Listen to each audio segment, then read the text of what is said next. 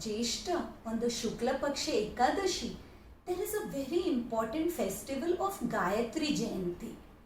This is in honor of Mother Goddess Gayatri, who is considered to be the Veda Mata. She is the one who bestowed the knowledge of the Vedas and also imparted the Gayatri mantra to sage Vishwamitra. She is the one who has got 5 faces, each face representing the 5 elements, and 10 arms, endowed with all the weapons of the Lord, and also the Abhaya Mudra, the jar of Amrit, the book of knowledge, and the lotus flowers. Today, let us hear the story of how sage Vishwamitra, as his name suggests, became the friend of the universe and brought the knowledge of Gayatri Mantra to all of us. Vishwamitra was not always a sage. He was a king who ruled nobly and wisely. On one of his travels across the kingdom, along with his huge army, he reached the ashram of sage Vashishta. There, sage Vashishta extended a very warm hospitality to the king and asked him to wait back and enjoy a feast with them. Now, King Vishwamitra wondered how in the middle of a jungle in this simple ashram, his entire army and retinue of soldiers would be provided a feast by this simple sage. However, he could not refuse.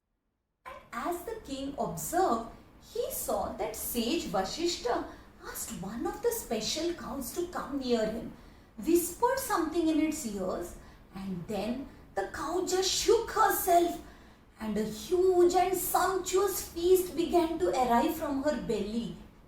This feast was something that the king had never seen or tasted before, and it was enough to satisfy the hunger of the entire army. Now, the king could no longer concentrate on his kingly duties, and forgetting all that was right and righteous, he asked Vashishta that the cow be handed over to him. Of course, he cloaked this request with the observation that this cow would be much suited in the palace where it could serve to satiate the hunger of the entire kingdom. However, sage Vashishta said that this cow was given to him to provide for the needs of all the rituals of him and the sages living in his ashram, and so he could not be separated from this cow. Now, King Vishwamitra was very enraged. He could not take no for an answer, and so he asked his soldiers to forcibly take the cow away.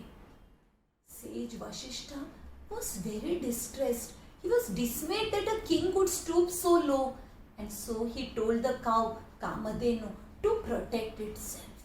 Soon, the cow Kamadhenu just shook herself, and from her belly emerged a huge army which was enough to vanquish the retinue which King Vishwamitra had brought along.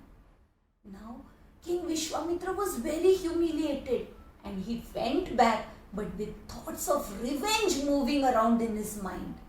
And so, on reaching his kingdom, he handed over the affairs of the state to his son and went to the Himalayas. He began a severe penance to appease Lord Shiva. When Lord Shiva appeared before him, Vishwamitra asked for weapons, the astras and the shastras, the knowledge of all the celestial arms and weapons which would help him to defeat Vashishta.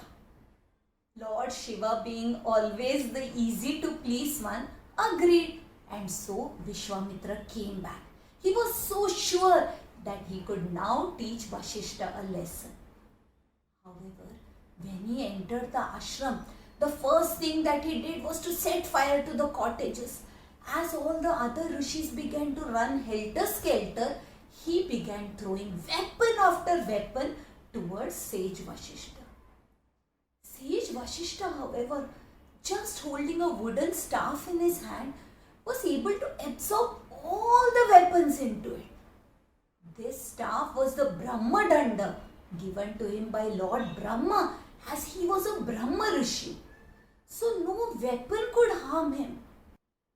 As Vishwamitra looked on in amazement, he could see that not a single astra or shastra could hurt a hair on sage Vashishta's body. And so finally, in all fury, he summoned the Brahmastra. The earth trembled. Everybody was petrified. However, sage Vashishta stood calm, and soon even the Brahmastra got sucked into that simple wooden staff. Now the king Vishwamitra knew that he had been truly defeated, and he realized all his military powers were nothing in front of the spiritual powers of sage Vashishta. And so he decided that he too would become a Brahma Rishi, and he set off to the Himalayas once again. In this Daiva Bhumi, he began a rigorous penance. The tapas was so severe that he forgot all about hunger, about the changes of the weather. He lost himself in meditation. However, he could only manage to get the status of a Raja Rishi. Brahmaji came in front of him and told him that he would be a king among sages and a sage among kings. Vishwamitra was very disappointed because he wanted to become sage Vashishta's equal. So all that he desired was to become a Brahma Rishi. In this path, however, there were many hurdles. Sometimes Vishwamitra would be caught in the trap laid by Indra when he sent his apsaras. And at other times, he would get angry at whoever disturbed him in his tapas, and a curse would come out of his lips. Once, even his ego proved to be an obstacle because the king Trishanku came to him asking him to help him when Vashishta had refused to do so.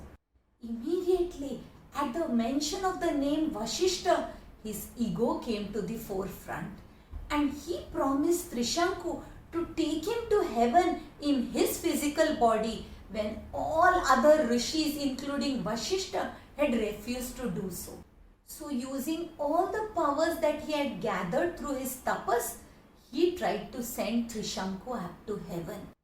Though Indra refused entry to Trishanku and sent him hurtling downwards, Vishwamitra wanted to prove to the world that he could create another heaven if he wanted to. And so he created planets, stars and another universe for Trishanku to reside in. Indra and the other devatas, with due humility and reverence, came and begged Vishwamitra not to continue in this and not to create another heaven, because this would create untold chaos. Vishwamitra by now realized that he had wasted his powers on nothing, on just feeding his ego, and so he agreed. Trishanku would continue remaining where he was, for he had got a place in the higher worlds. Vishwamitra now had to begin all over again.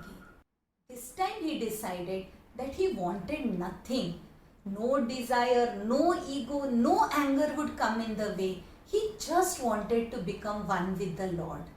Now sage Vishwamitra, after having attained the status of a Rajarshi and a Maharishi, desired nothing more except to understand that oneness with God. In this way, when he meditated, after many years, Lord Brahmaji himself came to him and bestowed on him the status of Brahma Rishi. Sage Vashishta also came to celebrate the victory of Brahma Rishi Vishwamitra. Why? Now the great noble sage wanted nothing more. He had achieved whatever there had to be achieved, and in his heart there was only compassion and purity. This compassion to help the suffering mankind who was yet in the throes of samsara, who were yet suffering because of their attachment, desire, anger and ego. And so he went into meditation once again. In this seat of meditation, Gayatri Ma, the Veda Mata, revealed to him the essence of the four Vedas, the Gayatri Mantra. As he began chanting the Gayatri Mantra, he realized that the people around him had also begun chanting the same, and he woke up to realize that he had managed to bring the greatest gift to mankind. that secret mantra known only to the Devatas was now accessible to the common man. Gayatri mantra has 24 syllables, traditionally beginning with Tat Savitur Varenyam Bhargo Devasya Dhimahi Diyo Yona Prachodayat. However, it is often preceded by Om Bhur Bhuvar Swaha, denoting the three worlds, the earthly, the interspace and the heavens, or the three bodies, the three states. It is chanted in praise of the sun or Savita, that light which illumines all of us in this universe. May we make it a practice to chant the Gayatri mantra daily. May we meditate upon the Supreme Sun, who is the brilliant, adorable, effulgent form in the universe, and may that light illumine our intellects. On the occasion of Gayatri Jayanti, may we all pray that the blessings of Goddess Gayatri Ma and the Gayatri mantra ever be upon us.